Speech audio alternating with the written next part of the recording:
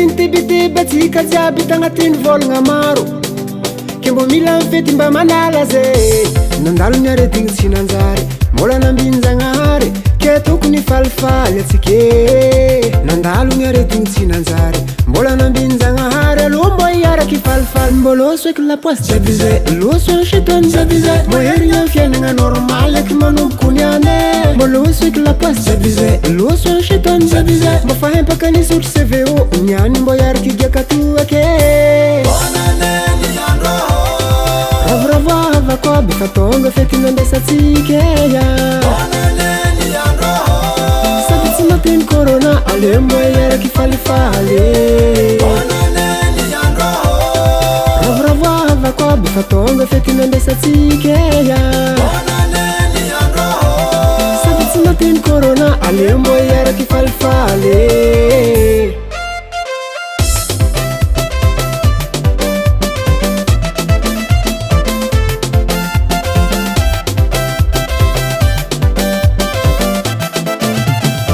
lavalavany egny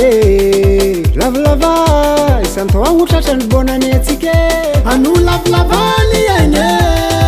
angatagny aminjagnahary mba tsy herigny eky raha tsy manjary igny ano lavalavany egny salama vatagna tsy arary ary tsy hoisy eky ny ratsy mbo loso eky lapoasy jiaby zay loso ansetony jiaby zay mbo herigna ny fiainagna normal eky manomboko niane mbo loso eky lapoasy jiaby zay loso ansetony jiaby zay mbo fahempaka nisotry CVO niany mbo iaraky giakatoake ravoravoava koby fa tonga fety nandesatsikeya sady tsy matiny corona alembo iaraky falifaly ravoravoava koby fa tonga fety nandesatsikeya sady tsy matiny corona alembo iaraky falifaly mbo loso eky lapoasy jiaby zay loso ansetony jiaby zay mbo herigna ny fiainagna normal eky manomboko niane mbo loso eky lapoasy jiaby zay loso ansetony jiaby zay mbo fahempaka nisotry CVO niany mbo iaraky giakatoake